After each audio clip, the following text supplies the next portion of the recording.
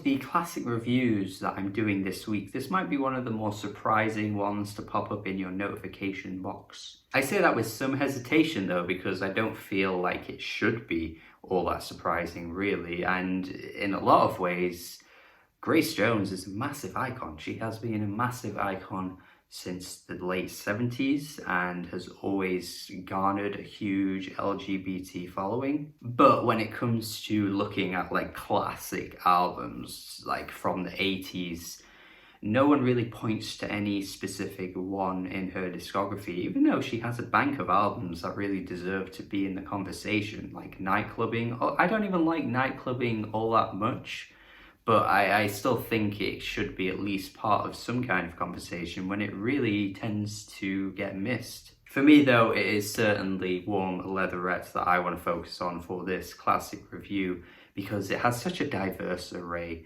of styles and influences coming through that really shape this album into what it is. Nearly every track on here provides something completely different, even though it stays very true to new wave, to reggae, to even post-punk at times, to art pop even. It has something for everyone, and prior to this album she was much more in the disco world. It wasn't really dabbling into many other genres.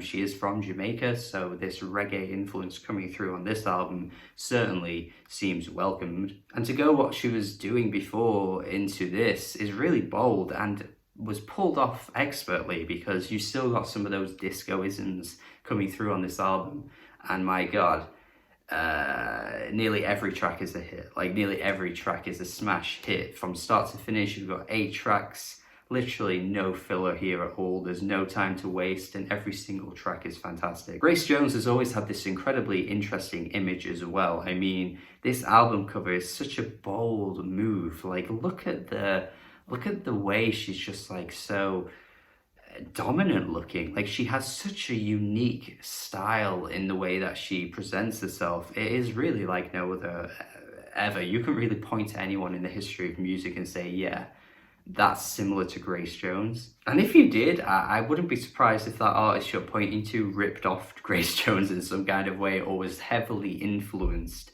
because you just don't get artists that are bold enough to do this. Like it's probably no surprise that, you know, she never really had major commercial success, because I think having this kind of look, this image, can put off general listeners. It's incredibly androgynous, and I don't think your average listener, your average music fan tends to want their female artists in this kind of way. You know how generally female artists have to be very feminine, they have to be very, they have to have a very specific look, I think. And I just feel as though Grace was like here to smash those boundaries and say, nah, I don't want to do what everyone else is doing. And that comes through in her music as well. It's not just a look, because the opening track, Warm Leatherette, she has this incredibly assertive delivery. The way she's commanding this track is really like no other. Like there is no comparisons to be made to anyone else in the way that she sings and the way that she kind of just controls everything. I really like the way the drums pound along with her on this track. The only thing I'd say is that it goes on a tad too long, but I still think it is a really strong track, even if it might be one of the weaker tracks, because everything after this, I think, really starts to step it up. She has this David Byrne type delivery on Private Life. Like I was saying, that new wave post-punk influence is definitely coming through on this album, and perhaps coming out in 1980 around the time Talking Heads, you know, put out Remain in Light. Perhaps there's some overlap there, because this track just definitely sounds like a dead ringer for that eccentric vocal delivery that David Byrne has been always known for, and Grace is bringing that here too. Love is a Drug is a phenomenal track, might be my favorite here. I don't know, it's hard to pick a favorite. There's a few that I could easily point to and call the best on the album, but this is just classic new wave. This goes head to head with any Blondie song that came out during this time. Any new wave artist you can point to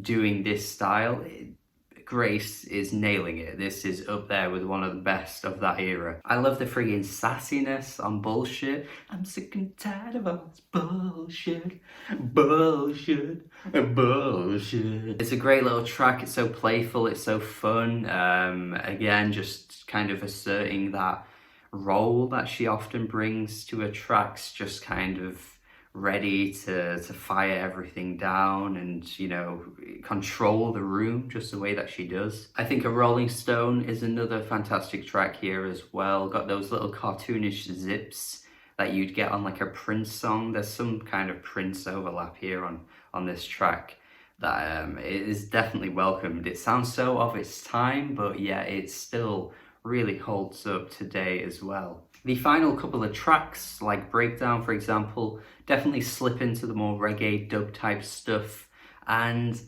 it's so welcomed because there isn't a style on this album that she gets wrong. Like, there isn't one track that tries something unique or different and it misses. There isn't a moment like that. It's like she can do everything she was doing before, paired with this disco fusion type stuff, and then right at the end she drops these reggae tracks which most artists couldn't just randomly do at the end of their album, and yet they're great as well. Like, there isn't really a track on this album that you could throw away. And that's what I think this album's greatest asset is, and Grace Jones's greatest asset, is that she just keeps it to 8 tracks, and there is nothing here that you could throw away. If you extended it out to like 12, 13 tracks, maybe you'd have a bit of filler, but she just kept it to the best ones, and it's great. It works exactly how it should. And when I was even looking through like the 80s albums, out of all the ones I wanted to talk about, it had to be this one. It had to be the one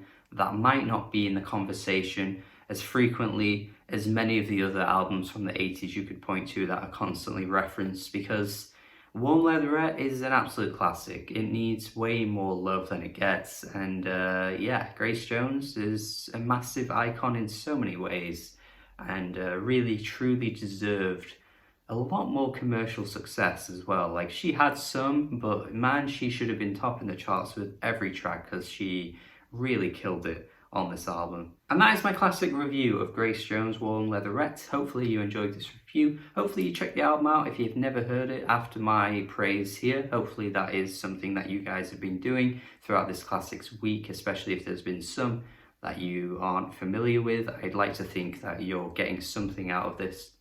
Hopefully you enjoyed my review. Thank you for watching. Have a good day, subscribe, and goodbye.